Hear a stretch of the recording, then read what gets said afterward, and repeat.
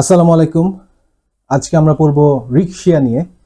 আমরা গত ক্লাসে মসবর্গীয় উদ্ভিদ পড়েছি, যে মসবর্গীয় উদ্ভিদ হয় তিন প্রকার: হেপাটিকি, অ্যান্থোসেরোটি, মাসাই।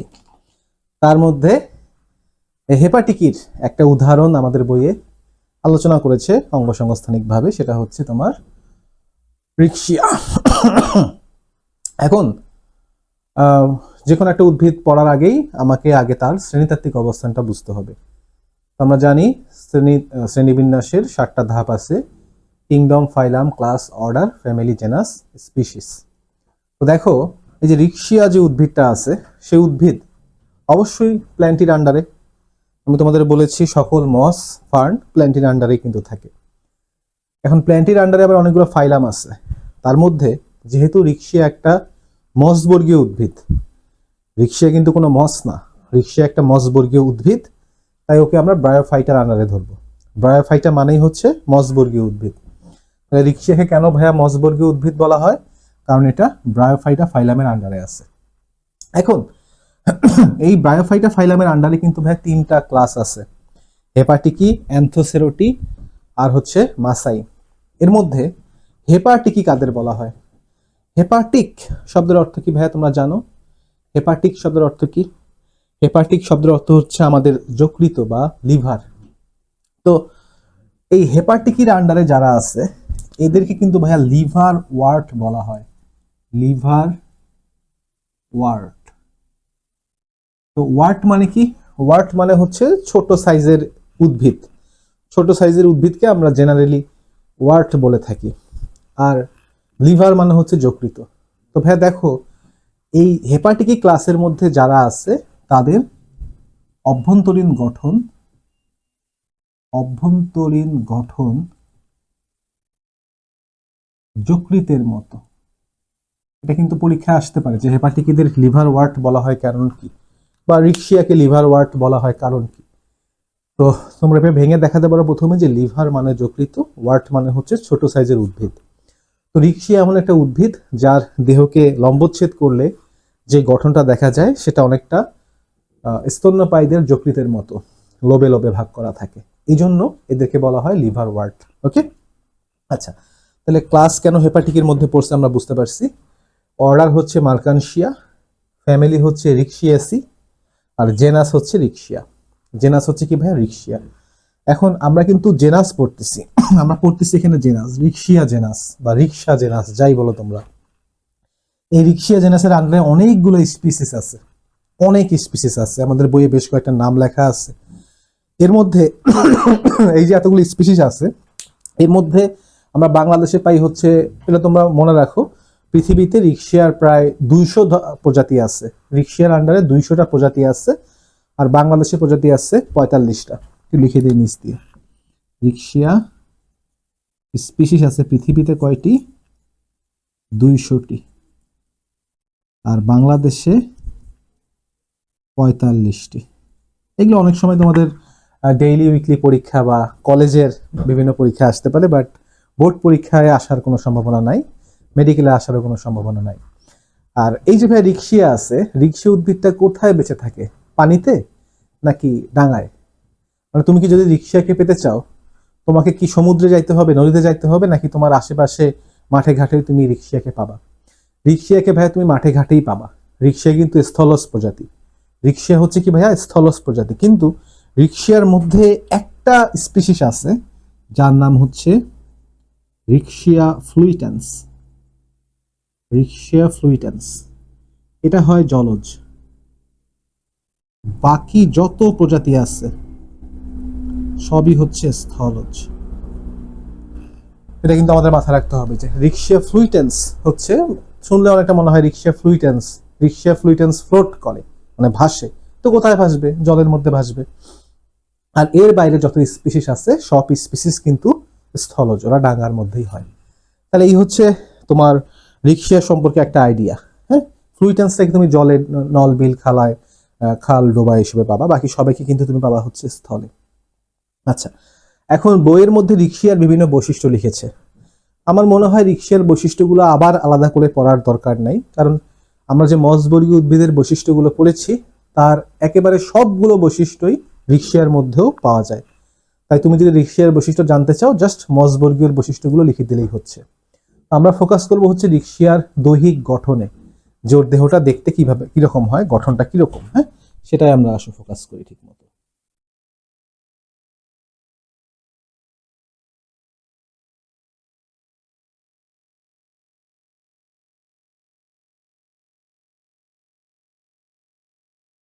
আচ্ছা, তাহলে আসলে এদের গঠনটা আমরা একটু দেখি। রিকশিয়া উদ্ভিদকে তুমি যদি মাটিতে পড়ে থাকতে দেখো, যদি ওকে একটু ভালোভাবে পর্যবেক্ষণ করো, ওর দৈহিক গঠনটা তুমি এরকম দেখবে অনেকটা।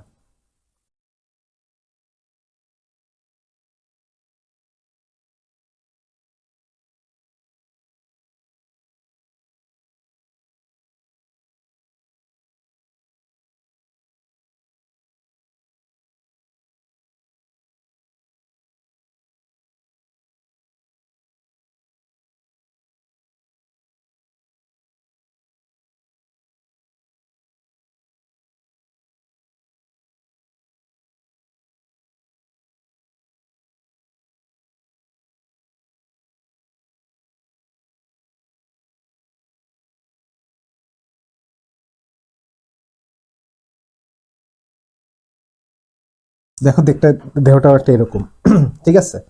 তো দেখো এই যে দেহটা আছে ওর, বাহ্যিক দেহটা, বাহ্যিক অঙ্গসংস্থান, আমি কিন্তু এখন ওকে কেটে ছিঁড়ে দেখতেছি না, জাস্ট বাইরে থেকে দেখলে দেখা যাবে মাটিতে এভাবে পড়ে আছে।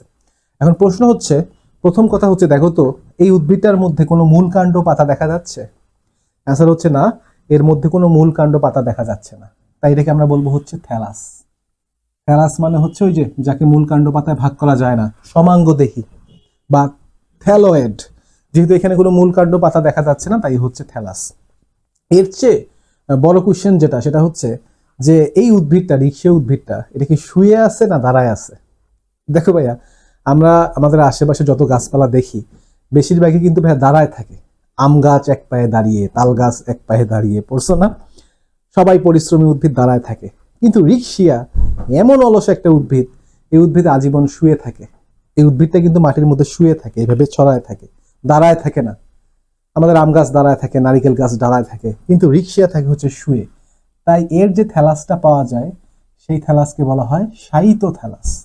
কারণ এই থ্যালাসটা কিভাবে আছে ভাইয়া? শুয়ে আছে। ওকে, এরপরে দেখো এই থ্যালাসটা কিন্তু ভাইয়া শাখান্বিত। দেখো ভাইয়া অনেকগুলো শাখায় ভাগ করা, কিন্তু আমি এখানে 6টা শাখা দেখাইছি, বেশিও হতে পারে। তো এর থ্যালাসের এই বিশেষ গঠনকে বলা হয় দ্যাগ্র শাখান্বিত। দ্যাগ্র শাখান্বিত। এক নম্বরে দেখো ভাই, দ্যাগ্র শাখান্বিত কথাটাকে আমরা একটু ভাঙার চেষ্টা করি। দেখো ভাই, শাখান্বিত এ তো অবশ্যই শাখায় ভাগ করা আছে, তাই শাখান্বিত বলতে আমার কোনো আপত্তি থাকার কথা না, দেখেই বোঝা যাচ্ছে যে এটা শাখান্বিত। দ্যাগ্র বলা হচ্ছে কেন? দ্যাগ্র শব্দটাকে ভাঙলে আমরা পাবো হচ্ছে দ্বি যোগ অগ্র। এবং তোমরা দেখো, এক নম্বর কথা হতো শাখান্বিত, ভালো কথা, এবং ওর প্রতিটা শাখার অগ্রভাগ দ্বিখণ্ডিত। খেয়াল করছো ভাইয়া? শাখা বের হয়েছে, শাখার অগ্রভাগ কি হয়েছে? দ্বিখণ্ডিত হয়েছে। তাই বলা হচ্ছে দ্যাগ্র শাখান্বিত। অর্থাৎ এর থ্যালাসটা শাখান্বিত এবং প্রতিটি শাখার অগ্রভাগ দ্বিখণ্ডিত, তাই বলা হচ্ছে দ্যাগ্র শাখান্বিত। তাই কি বলা হচ্ছে ভাইয়া? দ্যাগ্র শাখান্বিত বলা হচ্ছে। তাহলে এই হচ্ছে এর বৈশিষ্ট্য, শায়িত থ্যালাস এবং গঠনটা হচ্ছে দ্যাগ্র শাখান্বিত। কারণ অগ্রভাগ দ্বিখণ্ডিত, তাই বলা হয় দ্যাগ্র শাখান্বিত। বুঝতে পারতেছি? আচ্ছা, এছাড়াও দেখো ভাইয়া, এর যে থ্যালাসটা আছে, এই থ্যালাসকে বলা হচ্ছে বিষম পৃষ্ঠ। আমি এই দিক দিয়ে ফাঁকে ফাঁকে বৈশিষ্ট্যগুলো লিখে দিই। বিষম পৃষ্ঠ। বিষম পৃষ্ঠ মানে ভাই আমরা বুঝি, দেখো কেউ যদি শুয়ে থাকে, শোয়া অবস্থায় আমাদের দুইটা পৃষ্ঠকে আমরা কনসিডার করতে পারি। একটা হচ্ছে আমাদের পেটের দিক বা অঙ্কীয় দিক, আরেকটা হচ্ছে পিঠের দিক বা পৃষ্ঠীয় দিক। তো খেয়াল করো ভাইয়া, এই যে দুইটা পৃষ্ঠ আছে আমাদের, একটা পেটের দিক, একটা পিঠের দিক, দুইটা পৃষ্ঠ কি একই রকম? একই রকম কি দেখতে? একই রকম না তো। মানুষের ক্ষেত্রেও দেখো, মানুষের পেট একরকম, পিঠ কিন্তু আরেক রকম। তো এক সাইডে একরকম, অন্য সাইডে যদি আরেক রকম হয়, এটাকে বলা হয় বিষম পৃষ্ঠ। আমি তোমাদের এক্সাম্পল দিই। যেমন দেখো এই ক্যালকুলেটরটা, এই ক্যালকুলেটরের এই পৃষ্ঠে অনেকগুলা বাটন আছে, এই পৃষ্ঠটা দেখতে একরকম। অপর পৃষ্ঠে দেখো ভাই কোনো বাটন নাই, একেবারে প্লেন, তাই না? কোনো বাটন নাই। তা দেখো তো ভাই, এই ক্যালকুলেটরের দুইটা পৃষ্ঠ কি একই রকম দেখতে? অ্যান্সার হচ্ছে না, একই রকম না দেখতে। তো দুইটা পৃষ্ঠ যদি দেখতে একই রকম না হয় এটাকে বলা হয় বিষম পৃষ্ঠ। এই ব্যাপারটা আমরা বুঝবো যখন এর প্রস্থচ্ছেদ আঁকা হবে, যে দেখা যাবে অঙ্কীয় পৃষ্ঠ দেখতে একরকম আর পৃষ্ঠীয় দিকটা দেখতে আরেক রকম, তাইকে বলা হয় বিষম পৃষ্ঠ। ওকে, আচ্ছা। এবং দেখো এর বাইরে যে কথাগুলো বলছে, যে এর যে শাখাগুলো আছে প্রতিটা শাখা বরাবর এক একটা মধ্যশিরা থাকে এরকম। হ্যাঁ, এরকম দাঁড়াও, প্রতিটা শাখা বরাবর মধ্যশিরা থাকে, মধ্যশিরা। হ্যাঁ, এটা মাঝখানে যাচ্ছে সব মধ্যশিরা। হ্যাঁ, মাঝখানে এসে সব মধ্যশিরা মিলিত হচ্ছে এই জায়গায়, এবং এই মধ্যশিরাগুলা এই অগ্রস্থ খাঁজের ভিতর ঢুকে যায়।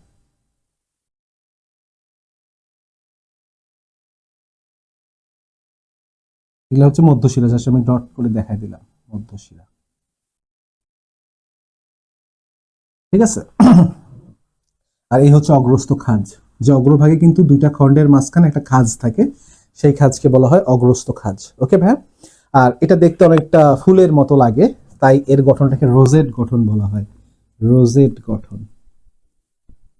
হ্যাঁ, দেখতে অনেকটা সুন্দর ফুলের মতো লাগতেছে, তাই বলা হয় রোজেট গঠন। ওকে, আর এখানে তো বলার মতো কি আছে? আচ্ছা, তাহলে দেখো মোটামুটি চারটা বৈশিষ্ট্য এখানে।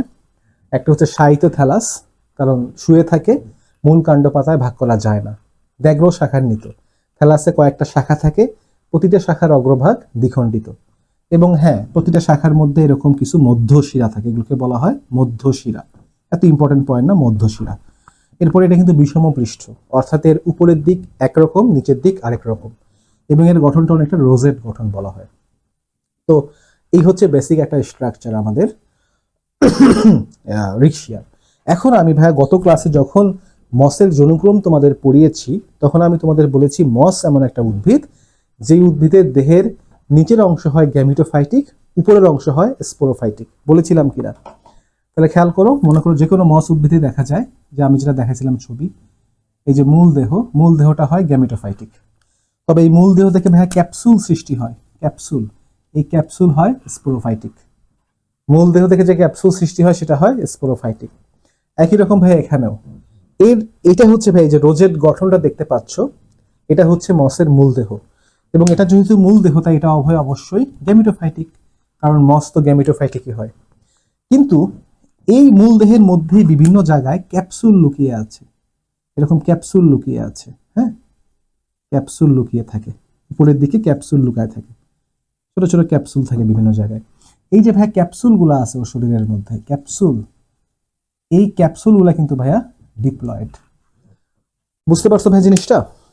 মসে কিন্তু বডিতে দুইটা খণ্ড থাকে, মসের দেহের মেইন অংশটা হয় হ্যাপ্লয়েড, আর হ্যাপ্লয়েডের সাথে ক্যাপসুল যুক্ত থাকে, ক্যাপসুলটা হয় ডিপ্লয়েড। তো আমাদের রিক্সিয়া যেহেতু একটা মস, ওর মসের মেইন যে বডিটা গ্যামিটোফাইটিক বডি, সেটা হচ্ছে হ্যাপ্লয়েড।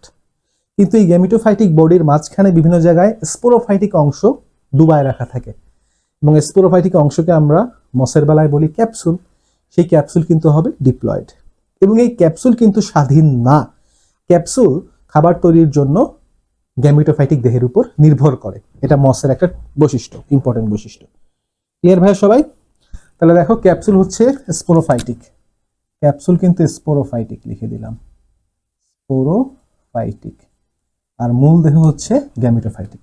তাহলে এই হচ্ছে আমাদের মসের রিক্সিয়া মসের গঠন। ডাস্টারটা কোথায়? আচ্ছা, রুমাল পাইছি একটা, এটা দিয়ে মুছি, এটার দরকার নেই। তাহলে বুঝতে পারছো ভাইয়া, that's all about the structure, morphological structure of রিক্সিয়া। এখন রিক্সিয়ার অভ্যন্তরীণ গঠনে আমরা যাব, ইন্টারনাল স্ট্রাকচার আমরা দেখব। এটা হচ্ছে বাহ্যিক গঠন। শুরুতে ছিল রিক্সিয়ার পরিচিতি, এগুলো হচ্ছে রিক্সিয়ার পরিচিতি, এটা হচ্ছে রিক্সিয়ার বাহ্যিক গঠন। এবার আমরা রিক্সিয়ার অভ্যন্তরীণ গঠনে যাব। তো ভাইয়া রিক্সিয়ার অভ্যন্তরীণ গঠনে যদি আমরা যাই, রিক্সিয়া তো শুয়ে আছে মাটির মধ্যে, ভাবে ধরো রিক্সিয়াটা শুয়ে আছে, আমরা ওকে এইভাবে লম্বচ্ছেদ করব। তোমরা আশা করি লম্বচ্ছেদ প্রস্থচ্ছেদ বুঝো। যদি ভাই আমাকে এইভাবে লম্বা বরাবর কাটা হয়, এটাকে বলি আমরা লম্বচ্ছেদ। আর যদি এইভাবে কাটতাম, এইভাবে আড়াআড়ি ভাবে, এটাকে বলা হয় প্রস্থচ্ছেদ। ঠিক আছে? তাহলে খেয়াল করো, এখানে একটা স্কেল আছে, আমি স্কেল দিয়ে দেখাই। মনে করো আমাকে যদি এইভাবে কাটতা, এইভাবে, এটা হচ্ছে লম্বচ্ছেদ। আর যদি এইভাবে কাটো এটা হচ্ছে, এইভাবে কাটলে এটা হচ্ছে প্রস্থচ্ছেদ। আমাদের যে রিক্সা উদ্ভিদটা মাটির মধ্যে পড়ে আছে মনে করি এইভাবে, আমরা ওকে গিয়ে এইভাবে উপর থেকে নিচে লম্বচ্ছেদ করব।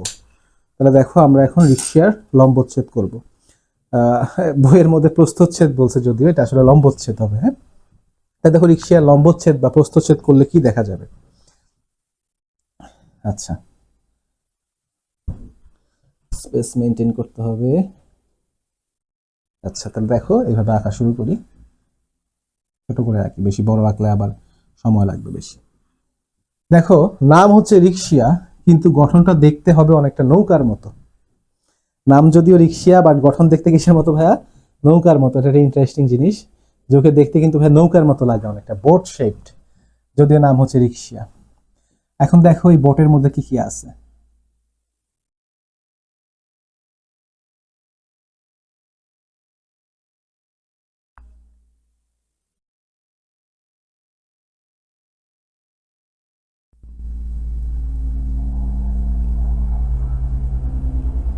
এই মশা রিক্সা দেখতে আসছে। হ্যাঁ, যদিও নাম হচ্ছে রিক্সা কিন্তু দেখতে নৌকার মতো।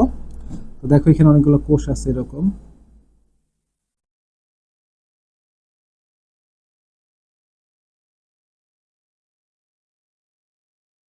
মস, রিক্সিয়া মস। হ্যাঁ, আগে একটা সিলেবাসের মধ্যে সেমি বারবুলা মস দেওয়া ছিল অনেক আগে, ওটা একটু জটিল ছিল, রিক্সিয়া ইজি আছে। আচ্ছা, আমাদেরও আগের সিলেবাস, আমরা ওটা পড়ি নাই, আমার কাছে বই ছিল আগের সিলেবাসের।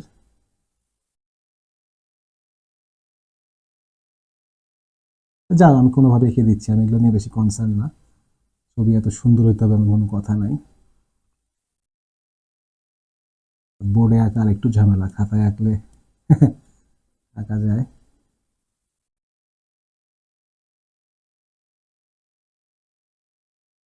যাই হোক, এরভাবে আমি আঁকতেছি আর কি রিক্সার বডিটা। দেখতে একেবারেই আজকে ভালো হলো না ছবিটা। আচ্ছা, যাই হোক, এখন দেখো এই যে রিক্সার বডিটা আছে, আমি তোমাদের শুরুতেই বলছি রিক্সা কিন্তু শুয়ে থাকে, রিক্সা কিন্তু দাঁড়িয়ে নাই, শুয়ে আছে, লম্বচ্ছেদ শুয়ে আছে। এখন শুয়ে দুইভাবে থাকা যায়, উপর হয়ে শুয়ে থাকা যায়, চিত হয়ে শুয়ে থাকা যায়। এখন তোমাদের কাছে আমার কোশ্চেন, রিক্সা কিভাবে শুয়ে থাকে? রিক্সা কি উপর হয়ে শুয়ে থাকে না চিত হয়ে শুয়ে থাকে? অ্যান্সার করো। রিক্সা কিন্তু ভাই শুয়ে থাকে উপর হয়ে। উপর হয়ে শুয়ে থাকলে পৃষ্ঠীয় অঞ্চল যাবে উপরের দিকে, মানে পিঠের দিক যাবে উপরের দিকে, আর পেটের দিক আসবে হচ্ছে নিচের দিকে, অঙ্কীয়। আমরা তো জানি সবাই যে পৃষ্ঠীয় মানে পিঠের দিক, অঙ্কীয় মানে পেটের দিক। পেট হচ্ছে নিচে আর পিঠ হচ্ছে উপরে, উপর হয়ে শুয়ে আছে। কিন্তু তোমরা দেখো আমরা অনেক সময় সমুদ্র সৈকতে বেড়াতে গেলে উপর হয়ে শুয়ে থাকি পিঠের মধ্যে সূর্যের আলো নেওয়ার জন্য। তো এরাও কিন্তু ওইভাবেই শুয়ে আছে, পিঠ উপরে দিয়ে রাখছে, পেট নিচের দিকে। আচ্ছা, তো এই যে এলাকাটা আছে, আমি নিচের অংশটা যেটা এঁকে রেখেছি সেটা হচ্ছে অঙ্কীয় দিক, আর উপরের দিকে আমরা পাবো এরকম পৃষ্ঠীয় দিক। পৃষ্ঠীয় দিকে এরকম নলাকার সূত্রাকার কিছু গঠন থাকে। আগে আঁকি, তারপর এক্সপ্লেন করতেছি। তোমরা আমার সাথে আঁকবা না এই ছবিটা, আমি আগে এঁকে শেষ করি, কারণ কিছু কারেকশন করতে হবে মুছে টুছে দিয়ে, তারপর তোমরা আঁকবা। আচ্ছা, তাহলে খেয়াল করো, এরকম কিছু সূত্রাকার গঠন দেখতে পারতেছো। এই সূত্রাকার গঠনের একেবারে উপরের সারিতে যে কোষগুলো থাকে, এই কোষগুলো হয় আবার ভাইয়া বর্ণহীন। এবং এটা কিন্তু একটা বৈশিষ্ট্য, আমাদের পাতায়ও তুমি যদি যাও, যে কোনো আম গাছের পাতা, আম গাছের পাতার এপিডার্মিসে যে কোষগুলো আছে একেবারে উপরের দিকে, সেই কোষগুলোও কিন্তু বর্ণহীন হয়। আমের মেসোফিল কোষ, পাতার ভিতরে যে মেইন কোষ আছে সেটা সবুজ, কিন্তু উপরের লেয়ারের কোষ কিন্তু বর্ণহীন হয়।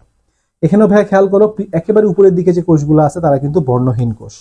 তাহলে দেখো এই বর্ণহীন কোষগুলোকে বলা হয় ঊর্ধ্বত্বক। বর্ণহীন কোষগুলোকে বলা হচ্ছে কি ভাইয়া? ঊর্ধ্বত্বক।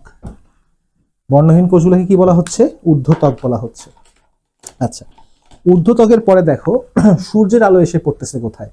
সূর্যের আলো এসে কিন্তু ভাই সূত্রাকার অংশগুলোর মধ্যেই পড়তেছে।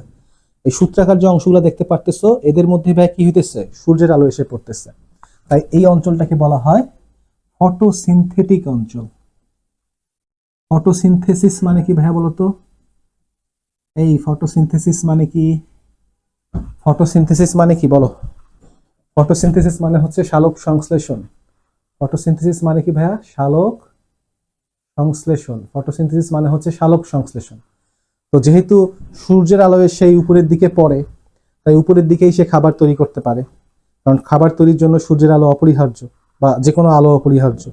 তাই যেহেতু এখানে খাবার তৈরি হয়, এটাকে বলা হয় ফটোসিনথেটিক অঞ্চল। এখন খাবার তৈরি হওয়ার পর সেই খাবারটা সে জমা রাখে কোথায়? জমা রাখে এই যে পেটের মধ্যে, নিচের দিকে। অঙ্কীয় দিক মানে পেট না ভাইয়া? এই পেটের মধ্যে সে খাবার জমা রাখে। যেহেতু এখানে খাবার জমা রাখে, তাই এটাকে বলা হয় সঞ্চয়ী অঞ্চল। বোঝা যাচ্ছে ভাইয়া? তাহলে দেখো, একেবারে উপরে ঊর্ধ্বত্বক আছে, যেটা বর্ণহীন। ঊর্ধ্বত্বকের কোষে কিন্তু প্লাস্টিড থাকে না বা ক্লোরোফিল থাকে না, তাই তারা কেমন হয়? বর্ণহীন হয়। ঊর্ধ্বত্বকের কোষগুলো হচ্ছে বর্ণহীন। এরপর ফটোসিনথেটিক অঞ্চলে থাকে সবুজ সবুজ কোষ। সূর্য থেকে আলো এসে পড়ে এখানে, এবং ফটোসিনথেটিক অঞ্চলে খাবার তৈরি হয়। এরপরে যে খাবারটা তৈরি করেছে সেটা জমা রাখে কোথায়? সঞ্চয়ী অঞ্চলে। যেমন আমরা উদ্ভিদের বেলাও দেখতে পাই, উদ্ভিদ খাবার তৈরি করে পাতায়, কিন্তু খাবার জমা করে রাখে মূলের মধ্যে, নিচের দিকে। এ কিন্তু তেমন, এই খাবার তৈরি, তো যেটা বলতেছিলাম, ও খাবারটা তৈরি করে হচ্ছে ফটোসিনথেটিক অঞ্চলে, কিন্তু সেই খাবারটা সে জমা করে রাখে সঞ্চয়ী অঞ্চলে। এখন দেখো, এই সঞ্চয়ী অঞ্চলের একেবারে নিচের যে লেয়ারটা আছে, একেবারে নিচে, ভালো মতো খেয়াল করো, একেবারে নিচে, সেই লেয়ারটাকে আবার বলা হয় নিম্নত্বক। তাহলে দেখো, চারটা অংশ আমরা পাচ্ছি তার দেহের বাহ্যিক, অভ্যন্তরীণ গঠনে। উপরের দিকে বর্ণহীন ঊর্ধ্বত্বক, তারপর মাঝে হচ্ছে ফটোসিনথেটিক অঞ্চল। ফটোসিনথেটিক অঞ্চলের নিচে আছে হচ্ছে সঞ্চয়ী অঞ্চল, যেখানে খাবার জমা রাখে, আর একেবারে নিচে হচ্ছে নিম্নত্বক। এখন আসলে আমরা এই লেয়ারগুলো সম্পর্কে আরেকটু জানার চেষ্টা করি। খেয়াল করে যে সূত্রাকার অংশগুলো আছে, এই সূত্রাকার অংশগুলো ওই রকম গঠন হওয়ার পিছনে দুইটা কারণ দায়ী। একটা হচ্ছে এরকম গঠন উপরের দিকে থাকাতে ও ঠিক মতো আলো পাচ্ছে। তাই ফটোসিনথেটিক অঞ্চলটা থাকে কোন দিকে ভাইয়া? পৃষ্ঠীয় দিকে। পৃষ্ঠীয় দিকে থাকার সুবিধা হচ্ছে ও ঠিক মতো আলো পাচ্ছে। আচ্ছা, লেখার দরকার নেই। এবং দেখো, এই সূত্রাকার অঞ্চলগুলোর মাঝে কিছু গ্যাপ আছে। এই গ্যাপগুলোতে আসলে হচ্ছে কি, এই গ্যাপগুলোতে ভাইয়া বাতাস জমা থাকতেছে। দেখে কিন্তু ভাইয়া বায়ু কুঠুরি বা এয়ার চেম্বার চেম্বার বলা হয়, হ্যাঁ, বায়ু প্রকোষ্ঠ বলা হয়, বায়ু প্রকোষ্ঠ। ঠিক আছে, যেগুলো, এগুলো হচ্ছে বায়ু প্রকোষ্ঠ। এই বায়ু প্রকোষ্ঠের মধ্যে বাতাস জমা থাকতেছে। এবং আমরা জানি যে খাবার তৈরি করতে কার্বন ডাই অক্সাইড গ্যাস দরকার হয়। এই জায়গায় যে কার্বন ডাই অক্সাইড গ্যাস জমা আছে, সেটা দিয়ে সে ফটোসিনথেটিক অঞ্চলে খাবার তৈরি করতে পারতেছে। তাহলে ফটোসিনথেটিক অঞ্চল খুব সুবিধাজনক একটা লোকেশনে আছে। এক নম্বরে যেহেতু সে উপরের দিকে আছে, পৃষ্ঠীয় দিকে, তাই আলো পাচ্ছে, এবং এর মাঝে মধ্যে কিন্তু বাতাস আটকে থাকে, তাই সে ইজিলি কার্বন ডাই অক্সাইডটাও পেয়ে যাচ্ছে। আচ্ছা, এরপর আমরা জানি ভাইয়া যে দেখো, এই যে তোমার ফটোসিনথেটিক অঞ্চল আছে, এই অঞ্চলের মাঝখানে ভাইয়া আমি বলছিলাম তোমাদের না আঁকতে, কারণ এখানে আমি একটু মুছে এটাকে একটু মডিফাই করব। আমরা জানি যে রিক্সিয়া আছে, রিক্সিয়া কিন্তু যৌন এবং অযৌন জনন করতে পারে। ঠিক আছে, রিক্সিয়াতে কিন্তু যৌন জনন হয়, যৌন জনন হয়, আবার অযৌন জননও হয়। ঠিক আছে, তো দেখো, যৌন জনন করার জন্য আমাদের দরকার শুক্রাণু এবং ডিম্বাণু। এই শুক্রাণু তৈরির জন্য কি আছে ভাইয়া? অ্যান্থেরিডিয়াম। শুক্রাণু তৈরি হয় কোথায়? অ্যান্থেরিডিয়ামে। আর ডিম্বাণু তৈরি হয় কোথায়? আর্কিগোনিয়ামে। তো এদের যে ভাইয়া তোমার ডিম্বাণুটা আছে, আর্কিগোনিয়ামে তৈরি হয়, এবং সেই আর্কিগোনিয়ামটা থাকে ভাইয়া এই জায়গায়, আমি এখানে দেখাই দিই। এই নলাকার অংশের মাঝখানে আর্কিগোনিয়াম আছে। মনে করো এর ভিতরে এই জায়গায় সে একটা ডিম্বাণু ক্যারি করতেছে, ডিম্বাণু ক্যারি করতেছে। এবং আমরা জানি যে মসের বেলায় ডিম্বাণু যে জায়গায় থাকে সেটাকে আমরা কি বলি? রেণুথলি বলি। ও রেণুথলি এককোষী হবে না বহুকোষী হবে? আচ্ছা, হচ্ছে বহুকোষী হবে। এর আশেপাশে কিন্তু অনেক চাকর বাকর কোষও আছে। এই জিনিসগুলোকে নিয়ে বলা হচ্ছে রেণুথলি। তো পুং রেণুথলিকে বলা হয় অ্যান্থেরিডিয়াম, আর স্ত্রী রেণুথলিকে বলা হয় আর্কিগোনিয়াম। তাহলে এখানে আমরা যেটা দেখতে পারতেছি এটা হচ্ছে কি ভাইয়া? আর্কিগোনিয়াম। এরকম ভাইয়া অ্যান্থেরিডিয়ামও লুকায় থাকে, বাট ওটা প্রস্থচ্ছেদে ঠিক মতো দেখা যায় না। এই জন্য আমরা যখন ছবি আঁকি অ্যান্থেরিডিয়াম দেখাই না। অ্যান্থেরিডিয়াম কিন্তু আছে, বিভিন্ন চিপায় চাপায় লুকায় থাকে। ক্রস সেকশন করলে ঠিক মতো দেখা যায় না, বা লঙ্গিটিউডিনাল সেকশন করলে ঠিক মতো দেখা যায় না। তাই পড়ার সময় ছবি আঁকার সময় ওর ছবি দেখানোর দরকার নেই, তুমি শুধু আর্কিগোনিয়াম দেখাবা, কারণ আর্কিগোনিয়ামটা স্পষ্টভাবে ওর লম্বসিতে দেখা যায়। ঠিক আছে ভাই, এই হচ্ছে সেই আর্কিগোনিয়াম। তো আমরা জানি অ্যান্থেরিডিয়াম থেকে কি তৈরি হবে, অ্যান্থেরিডিয়াম থেকে তৈরি হবে শুক্রাণু, আর আর্কিগোনিয়াম থেকে তৈরি হবে ডিম্বাণু। এই শুক্রাণু আর ডিম্বাণু মিলেমিশে কি তৈরি হবে, এই মনে করো শুক্রাণু, ডিফ্লাজেলা বিশিষ্ট শুক্রাণু আর ফ্লাজেলাবিহীন ডিম্বাণু, এরা মিলেমিশে তৈরি হবে জাইগোট। তারপরে আমরা জানি জাইগোট বিভাজিত হয়ে নতুন একটা ক্যাপসুল তৈরি করবে, জাইগোট বিভাজিত হয়ে এরকম একটা ক্যাপসুল তৈরি করবে। ঠিক আছে, ক্যাপসুল, জাইগোট থেকে কিন্তু ভাই ক্যাপসুল তৈরি হয়, মনে রাখবা, মসের বেলা জাইগোট থেকে ক্যাপসুল তৈরি হয়। এখন এখানে একটা ব্যাপার আছে, দেখো যে কোনো জীবের বেলায় বা যে কোনো উদ্ভিদের বেলায় যখন শুক্রাণু আর ডিম্বাণু মিলে জাইগোট গঠিত হয়, এই জাইগোট ক্লিভেজের মাধ্যমে একটা নতুন দেহ তৈরি করে। কিন্তু দেখা যায় জাইগোট বিভাজিত হওয়ার আগে কিছুক্ষণ বিশ্রাম নেয়, যে শুক্রাণু আর ডিম্বাণু মিলিত হলো, হয়ে জাইগোট তৈরি হলো, জাইগোটটা তৈরি হওয়ার সাথে সাথেই বিভাজিত হওয়া শুরু করে না, কিছুক্ষণ সে বিশ্রাম নেয়। তবে মস এমন একটা উদ্ভিদ, মসের জাইগোট কোনো বিশ্রাম নেয় না, জাইগোট বিশ্রাম, এটা একটা ইম্পর্টেন্ট পয়েন্ট। এটা ওই আজিবুর রহমান স্যারের বইয়ে বলা আছে, আবুল হাসান স্যারের বইয়ে পয়েন্টটা বলে নাই, আজিবুর রহমান স্যারের বইয়ে বলা আছে যে মসের জাইগোটে কোনো বিশ্রাম দশা থাকে না। অন্য উদ্ভিদে থাকতে পারে, আম গাছে আছে, মানুষের বেলায়ও আছে বিশ্রাম দশা আছে, রেস্টিং ফেজ বলে, কিন্তু মসে বা রিক্সিয়ার জাইগোটে বিশ্রাম দশা থাকে না। আচ্ছা, অযৌন জনন, এরা কিন্তু অযৌন জননও করতে পারে, এবং অযৌন জননের জন্য এদের দুই রকমের অঙ্গ থাকে, একটা হচ্ছে টিউবার আর একটা হচ্ছে গিমা। এটা একটু মনে রাখতে পারো যে টিউবার আর গিমার কাজটা কি রিক্সিয়ার মধ্যে, টিউবার আর গিমার কাজ হচ্ছে অযৌন জননে সাহায্য করা। ওকে, তাহলে দেখো ভাই আমরা 4টা অঞ্চল দেখতে পেরেছি। এখন ব্যাপার হচ্ছে নিম্নত্বকে কি আছে, নিম্নত্বক থেকে 2টা জিনিস বের হয়, নিম্নত্বক থেকে 2টা জিনিস বের হয়, একটা হচ্ছে দেখো এরকম গঠন, আর একটা হচ্ছে এরকম।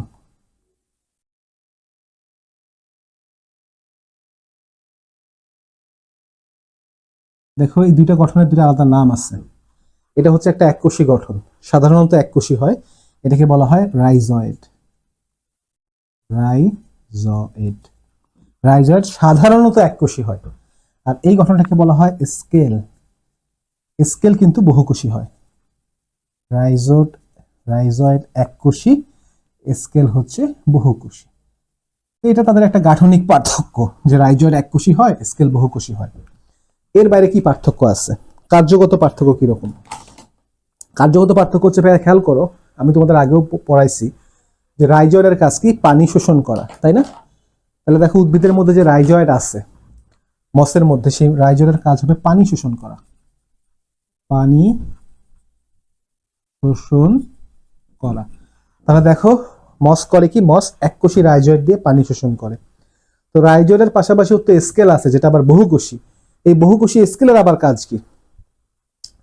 স্কেলের কাজ দেখো, স্কেল কিন্তু ভাই 1 নম্বর কথা পানি শোষণ করে না, স্কেল পানি শোষণ করে না। এটা কিন্তু একটা পার্থক্য, যে রাইজয়েড পানি শোষণ করে, স্কেল পানি শোষণ করে না।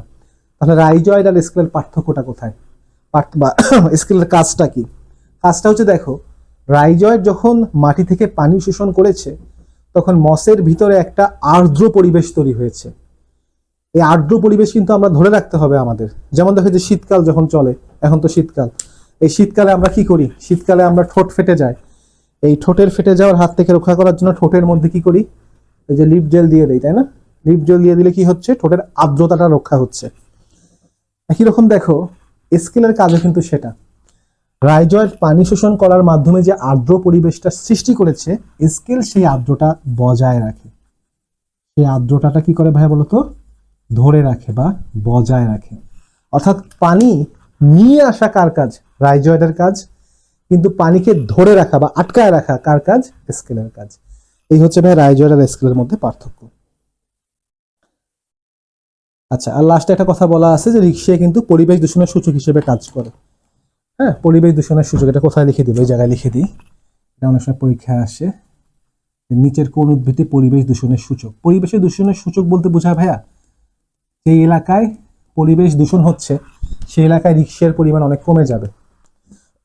এটা কিন্তু অনেক উদ্ভিদ আছে, লাইকেনও আছে কিছু এরকম, যে যদি কোনো একটা এলাকায় অনেক বেশি ইন্ডাস্ট্রি তৈরি হয়, অনেক বেশি বায়ু দূষণ হয়, মাটি দূষণ হয়, তাহলে সেই এলাকায় মসের পরিমাণ, লাইকেনের পরিমাণ অনেক কমে যায়। এবং কমে গেলে বুঝতে হবে ওই এলাকার বাতাসটা আসলেই আসলেই দূষিত। তো মস যদি কোনো জায়গায় বেশি পরিমাণে থাকে, তুমি বুঝবা সেই এলাকার পরিবেশটা বিশুদ্ধ। আর যদি মসের পরিমাণ কমে যায় তাহলে বুঝতে হবে সেই এলাকার পরিবেশটা দূষিত। তাহলে ভাই এই হচ্ছে আমাদের রিক্সিয়া সংক্রান্ত পড়ালেখা। অনেকক্ষণ বোধহয় হয়ে গেছে, আমি সব পয়েন্ট ডিটেলসে দেখানোর চেষ্টা করছি তোমাদের। তারপরে একটু 1 মিনিটে রিক্যাপ করে দেই। দেখো ভাইয়া, এটা হচ্ছে মসের শ্রেণীতাত্ত্বিক অবস্থান। এখান থেকে একটা কোশ্চেন আসতে পারে যে হেপাটিকিদের বা রিক্সিয়াকে লিভার ওয়ার্ট বলা হয় কেন? তখন তুমি বলবা যে এদের অভ্যন্তরীণ গঠন যকৃতের মতো।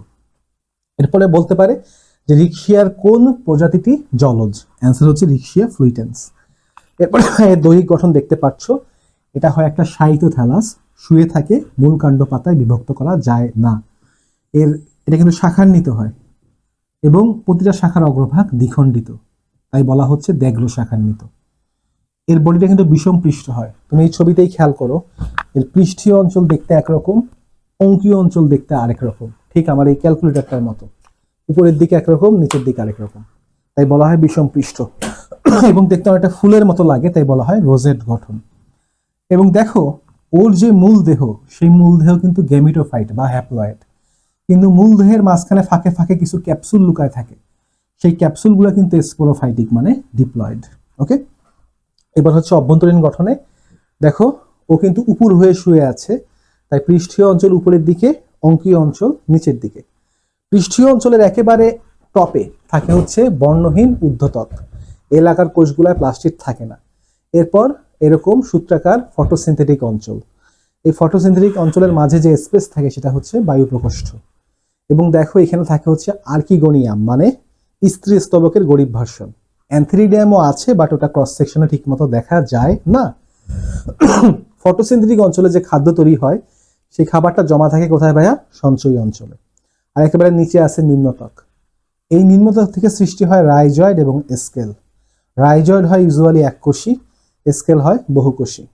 রাইজয়েড পানি শোষণ করে, স্কেল পানি শোষণ করতে পারে না, তবে আর্দ্রতা বজায় রাখে। যৌন জননের মসে 2 রকম জনন দেখা যায়, যৌন জনন, অযৌন জনন। যৌন জননের জন্য অ্যান্থেরিডিয়াম শুক্রাণু তৈরি করে, আর্কিগোনিয়াম ডিম্বাণু তৈরি করে। শুক্রাণু আর ডিম্বাণু মিলনে জাইগোট তৈরি হয়। এই জাইগোট কোনো রকম বিশ্রাম না নিয়েই বিভাজিত হয়ে একটা ক্যাপসুল তৈরি করে ফেলে, ওর হাতে সময় অনেক কম।